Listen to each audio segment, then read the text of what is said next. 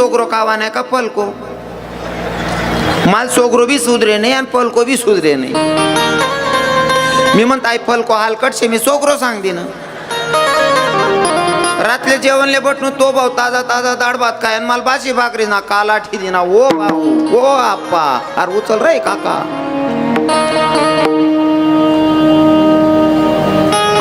ती माय गडी गडी या को ताट मला लिहाना महाराज. मी नाही म्हणू सोगरून काकू करे आग्रो. भाषा कळली. हा सुरुवातीला जेव्हा मी सुरतमध्ये यायचो ना, इथं पण फसगत झाली माझी. असं स्टेशनवर उतरलो मी तर काय असं बारके बुरके देखू द्यान मावी बसू नये. आता बाहेर ना बरं अंगे लाग राय ना. असं चालत होतो. रिक्षावाला वय केली ना आपला येत असं, पण त्या रिक्षावाला असा तराडा. आपण जर वय केली ना महाराज का बाळा यावं नाही भो. मनाच काना देश ना लोक माली विचारत महाराज केम छे म्हणतो मी जेम तेम शे भो. हा आपले येत नाही म्हणल्यावर काय सांगा ना मग. हा भाषा कळली तर बोलण्याला अर्थ आहे. हा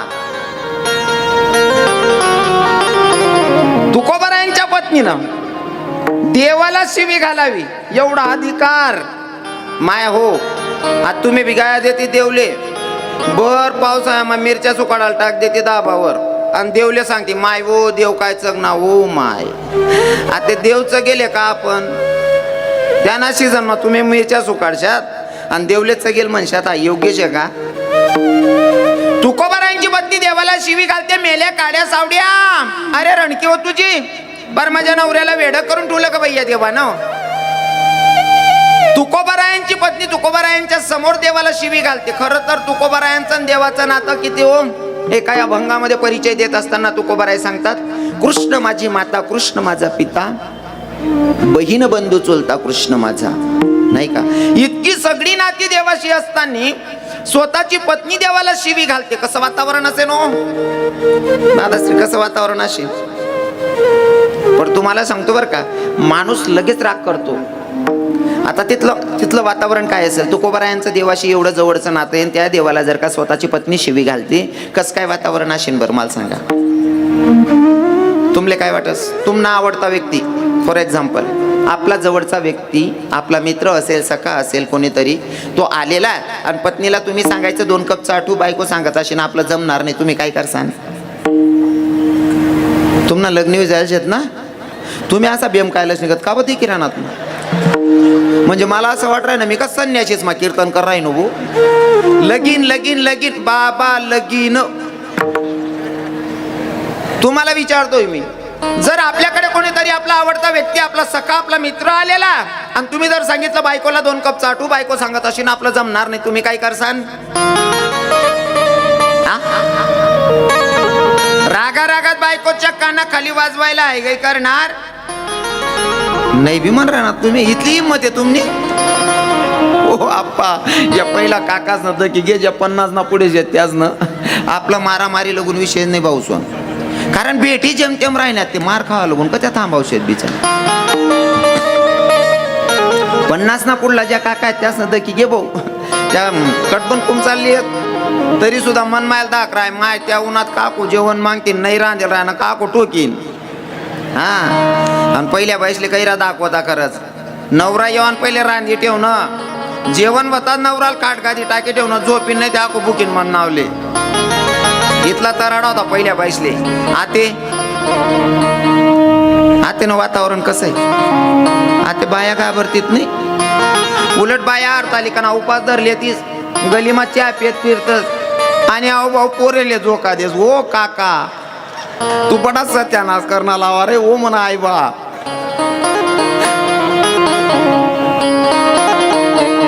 खर तर तुकोबारायांना एवढा राग यायला पाहिजे होता पत्नीच्या कानाखाली वाजवली.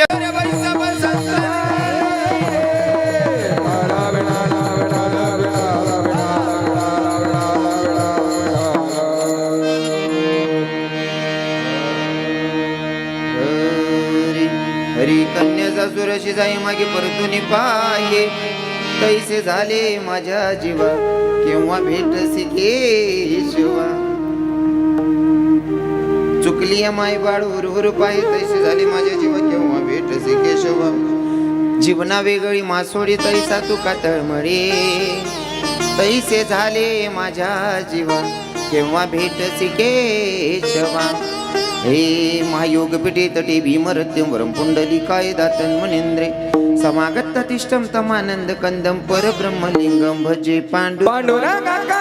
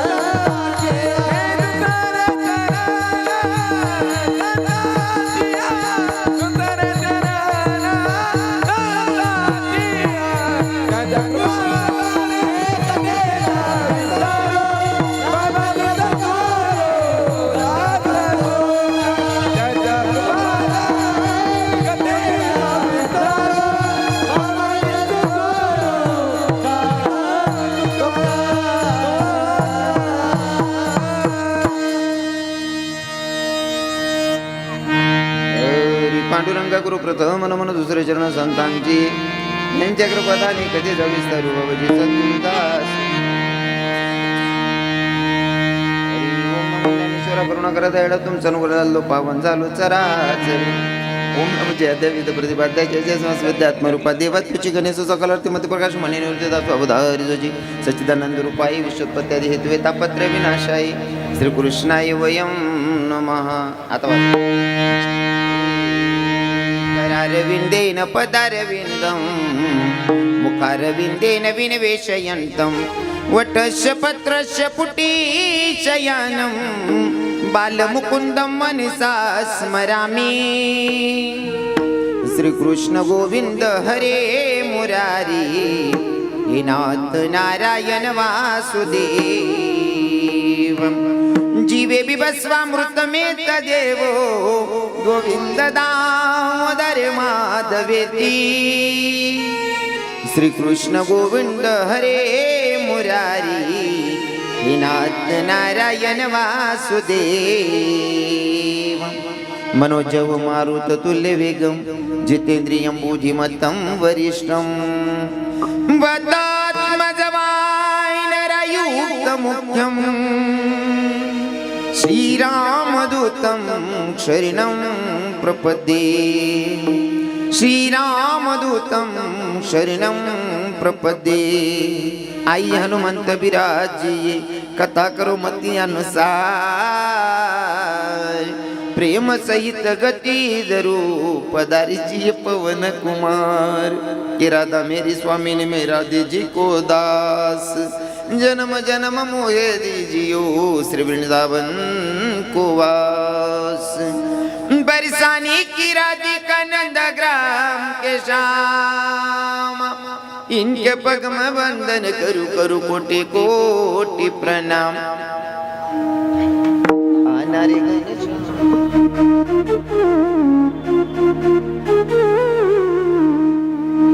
आनारी घनश्याम आना सुंदर श्याम हमारे हर कीर्तन में. आना रे प्रभु श्याम हमारे हरि कीर्तन में. आना रे घनश्याम आना सुंदर श्याम हमारे हरि कीर्तन में. आना रे घनश्याम हमारे हरि कीर्तन में. प्रभु आप भी आना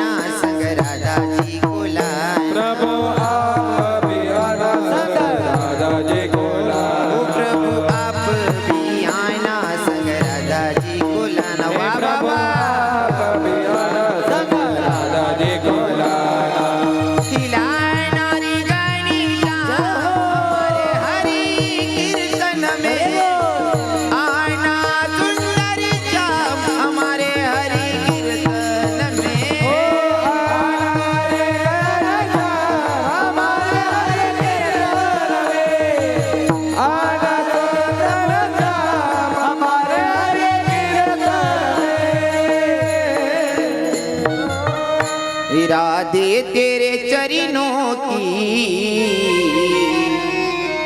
रजदूल जो मिल जाए, सच कहता हूँ मेरी तकदीर बदल जाए। इरादे मेरे जीवन की बस एक तमन्ना है, बस एक तमन्ना है, तुम सामने हो मेरे, मेरा दम ही निकल जाए। सच कहता हूँ मेरी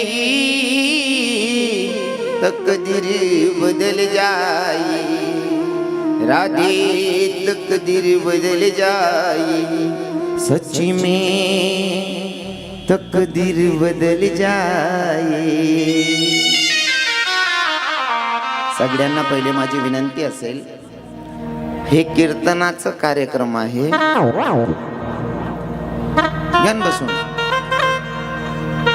बसून घ्या आता जरा। त्याच्यामध्ये मलाही कळणार नाही मी काय करू असं। एक तर तुम्ही फिरून घ्या, नाही तर मला कीर्तन करून घेऊ द्या। विठ्ठल विठ्ठल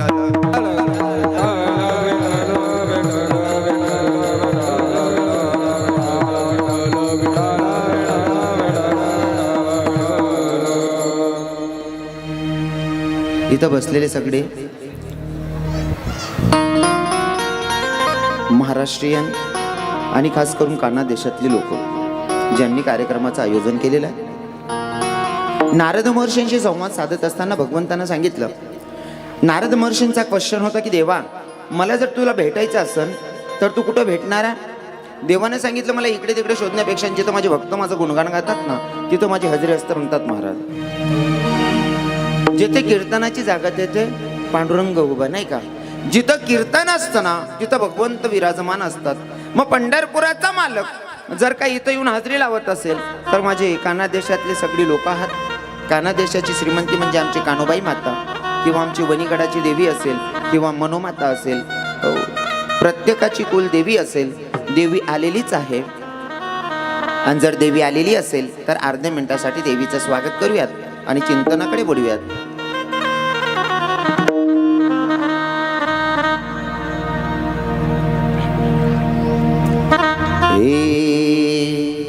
आराधीन बाई तुम्ही कुंकू घ्या, आरस केली बसून घ्या। आराधीन बाई तुम्ही कुंकू घ्या, आरस केली बसून घ्या। ओ आई खेळत आली मायला कुशाल खेळू द्या, आई खेळत आली मायला कुशाल खेळू द्या।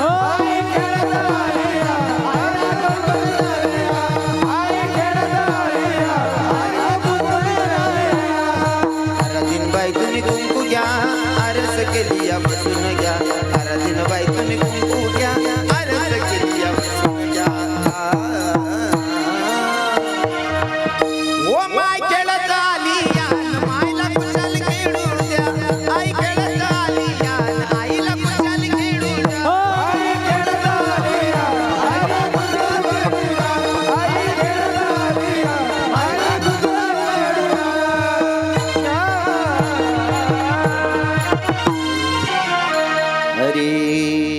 हरी कन्या सासुराशी जाई मागे परतून पाहे, तैसे झाले माझ्या जीवा केव्हा भेटसी केशव।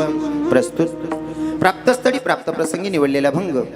जगद्गुरु जगदवंदनीय संत सम्राट देवमान्य संत वारकरी संप्रदायाच्या कडसस्थानी शोभणारे तुकोबाराय महाराजांनी हो तुकोबाराय महाराजांचा 4 चरणाचा अभंग आज भगवंताच्या साधू संतांच्या तुम्हा माता पित्यांच्या सेवेसाठी निवडला आहे। विठ्ठल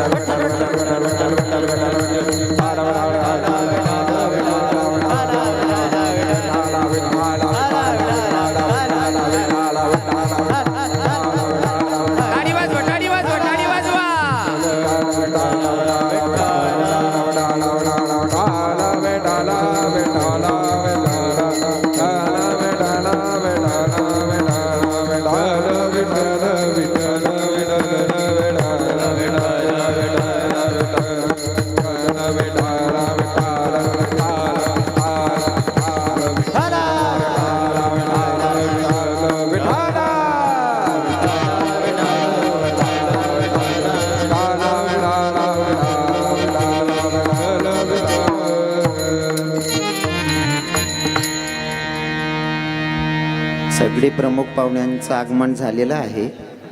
आता तुम्ही कोणीही बोलू नका आणि गप गुमान बसा म्हणजे झालं.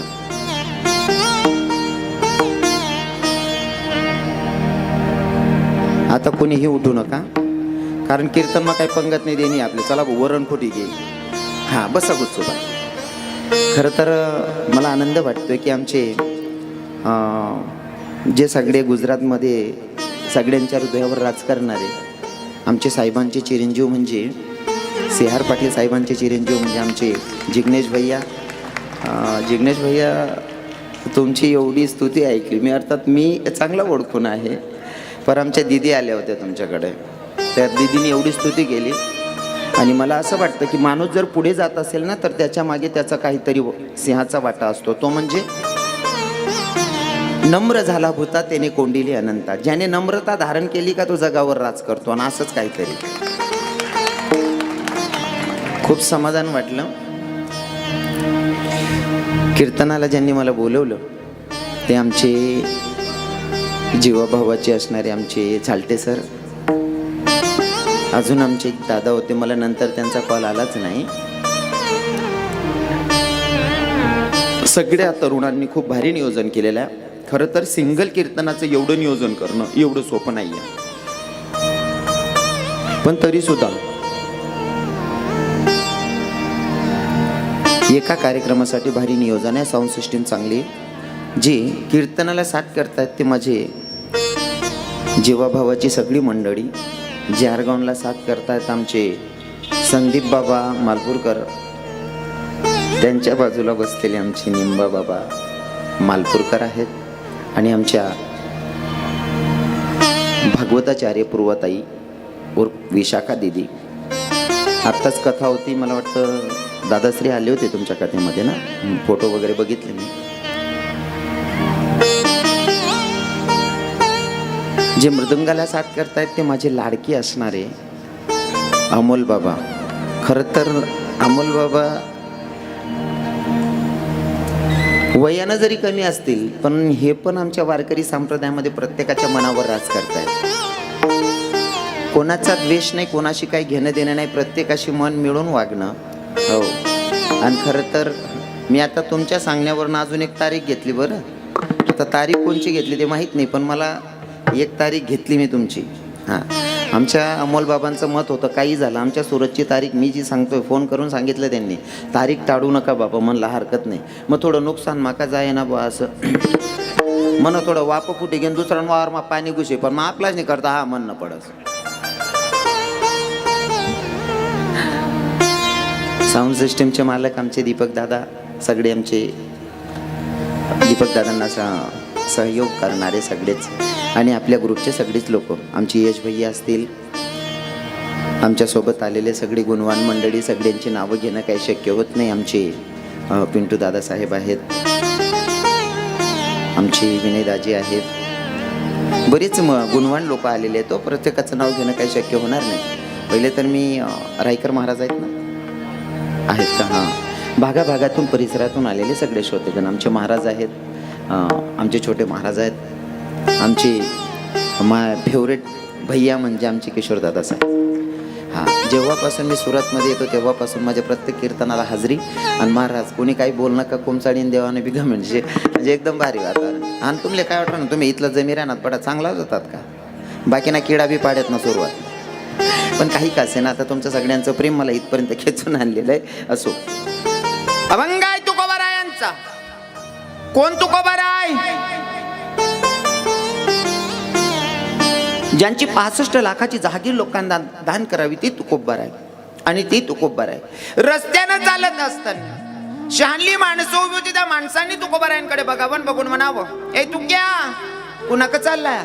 तुकोबाराय म्हणतात, बाप्पा 65 लाखाच्या बोजाखाली दाबावलेली लोक, जे लोक महाकाळ पैसा अडका होता तोवर तुकाराम शेठ म्हणणारी लोक आज तुक्या म्हणायला लागली, देवार काय प्रसंग आणून ठेवलाय. बरं, तुकोबाराय म्हणतात, असू दे, समाजाशी मला घेणं देणं नाही या देवा, मला तुझी भेट घ्यायची, तुझं दर्शन घ्यायचं. चालायला लागले. पुढा रस्त्यात बारकी पोरं उभी होती, त्या पोरांनी तुकोबारायांकडे बघावं, तुकोबारायांना बघून म्हणावं, ए तू क्या कोणाका चाललाय? तुकोबाराय म्हणतात, शहाणली माणसं जाऊ दे देवा, परी बारकी पोरं पण तू क्या म्हणायला लागली, अरे काय प्रसंग आणून ठेवला. स्वतःशी संवाद मला जनाशी घेणं देणं नाहीये. देवा मला तुझी भेट घ्यायची, तुझं दर्शन घ्यायचं. कारण जो माणूस भगवंतावर प्रेम करतो तो समाजाचा विचार करतच नाही. जसं की आता मला प्रत्येकाचं नाव माहीत नाही म्हणून मी जरा टाळाटाळ करतोय. इथं तर माझ्यावर अत्यंत प्रेम करणारे व्यक्ती बसलेले आहेत. आमचे डॉक्टर साहेब नरेंद्र पाटील, इकडे आमचे भाईदास भाई आहेत, बरोबर आहे ना? हां, दादाश्री हां विक्रम पाटील, क्या बात. हां ते भाईदास पाटील.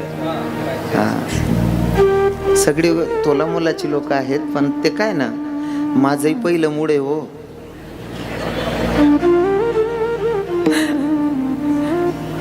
म्हणजे ह्या एरियात तरी नाही का, कसं असतं ना, नवीन नवीन लग्न झालेल्या पोरीला कळत नाही कोणच्या डब्यामध्ये कोणची वस्तू आहे. हा एकदाच का तिच्या हातात आलं ना, मग सासूला विचारायची गरज नाही, सासू सुद्धा वट्टावर चहा देस. नवीन सगळे चेहरे ओळखीचे आहेत, फक्त नावं सांगायला थोडी अडचण आहेत. हो हो गणूदादा साहेब तुम्ही बी इकडेच आहेत का? क्या बात आहे. तुकोबाराय रस्त्यानं चालत होती, शानली माणसं बोलतील विशेष नाही, बारकी पोरं सुद्धा तुकोबारायांना म्हणत होते, ए तू क्या कुणाक चालला? तुकोबाराय म्हणतात मला समाजाशी काही घेणं देणं नाही या, पण शानली माणसं जाऊ द्या, ही बारकी पोरं पण तू क्या म्हणायला लागली. देवावर काय प्रसंग आणून ठेवला. जोवर माझ्याकडे पैसा अडकावता तोवर तुकाराम शेठ म्हणणारी लोक आज तू क्या म्हणायला लागली. देवावर काय प्रसंग आणून ठेवला. आणि तुम्हाला सांगू का, जोपर्यंत आपल्याकडे पैसा अडकाय ना तोपर्यंत दूरचा नातेवाईकही म्हणतो तो माझालाही जवळचा आहे, आणि पैसा नसल्यावर जवळचा नातेवाईकही म्हणतो मी त्याला ओळखतही नाही. ही लोकांची मानसिकता. पण तुकोबाराय म्हणतात मला समाजाशी घेणं नाही. देवा मला तुझी भेट घ्यायची, तुझं दर्शन घ्यायचं. चालते झाले माझे तुकोबाराय. मागून पत्नीनं आवाज दिला. पत्नीनं सांगितलं धनी ओ स्वामी ऐका ना, कुठं चाललात? लेकरांना खायला काहीच नाही म्हणले, लेकरांना खायला काहीतरी आणा ना. माझ्या तुकोबारायांनी शेतीचा मार्ग धरावा. ऊसाची पेंडी घेऊन येता, ऊसाची पेंडी घेऊन येता. स्वतःची लेकरं उपवासी होती बरं का माया, लक्षपूर्वक ऐका. स्वतःची पोरं उपवासी आहेत, पर दुसऱ्याच्या लेकरांनी ऊस मागितल्याच्या नंतर माझ्या तुकोबारायांनी दुसऱ्याच्या लेकराला ऊस वाटावेत. किती उदाहरण असं नो. स्वतःच्या पोरांना खायला काहीच नाही या राहुल दादा, स्वतःच्या लेकरांना खायला काहीच नाही या, पण दुसऱ्याच्या लेकरांना ऊस दान करतोय माणूस. काय महात्मा असेल, काय विचार असतील. नाही तर आपलं कसं असतंय, आपले जर सख्या भावाचा मुलगा आणि आपला स्वतःचा मुलगा रस्त्याने येत असतील, दोघं स्वतःचाही मुलगा आहे आणि भावाचाही मुलगा आहे, दोघं लेकरं समोरून येत आहे, आणि तुमना आत्मा उसने डांग राहू द्या. दोन कुटका करतस खरी तुम्ही, डिकराल कोणता देतस? हा बांडींकडना ना, कितला वायबार पण आहे आपला. पण माझे तुकोबारायांचे विचार एवढे ग्रेट होते. स्वतःची लेकरं उपवाशी पोटी मेरतायत, पण दुसऱ्याच्या लेकरांना उसदान करतायत. महाराज चालत चालत गेले, हातामध्ये 2 ऊसाचे टिपरे पडले आहेत. पत्नीनं बघितलं, बाई ग काय माणूस हा, स्वतःची लेकरं उपवाशी पोटी मारायला लागली, दुसऱ्याच्या लेकरांना उसदान करतो. म्हणले बाई या माणसाला काही काळजीच नाही संसाराची. दादा तुकोबाराय ओट्यावर आले, हातामध्ये 2 ऊसाचे टिपरे बघून तुकोबारायांची पत्नी देवाला शिवी घालते. पण देवाला शिवी घालण्या एवढा अधिकार आपला असला पाहिजे बरं का बहिणी. देवाला शिवी घालणे एवढा अधिकार आपला असला पाहिजे. जिग्नेश भैया तुम्हाला ऐराणी कळते का? थोडीफार कळते ना? तुम्हाला कळते? सगळ्यांना कळते का? हा ते बरं वाटलंय ना मग मला, म्हणजे मना मालख पिजाई बुवा ते असं यास ना, ते माहीतच आहे मला. या ते काय घरनाच लोक शेत म्हणे यासली येसच. पण मला तुम्हाला 2-3 जणांवर शंका होती, यासले समजी राहिनो का नाही बुवा असं. नाही तर कसं आहे ना, तुम्हाला कळलं नाही तर माझा बोलण्याला काही अर्थ नसेल नाही का. हां भाषा सुद्धा कळली तर बोलण्याला अर्थ आहे, अन्यथा व्यर्थ बडबड करून काहीच फायदा नाही. कारण माझं एक कीर्तन होतं घाटावर कीर्तन होतं. कीर्तनाला गेल्याच्या नंतर त्या मावशीनं चहा आणला, आणि नेमकं ज्याच्याकडे मुक्काम होता ते मारवाडी होते. मारवाडी काकूनं चहा आणला. चहा एवढा टेस्टी होता. म्हणलं चहा जर एवढा खास आहे तर जेवण लई खास मिळन राव. चहा जरी इथला भारी ते जेवण लय भारी भेटीन म्हणतं. पण त्या त्या काकांना विचारलं, म्हणले महाराजांना विचारा ना जेवायला काय बनवायचं ते. आता त्या काकानं त्यांच्या मारवाडी भाषेत विचारलं, म्हणे महाराज म्हणलं काय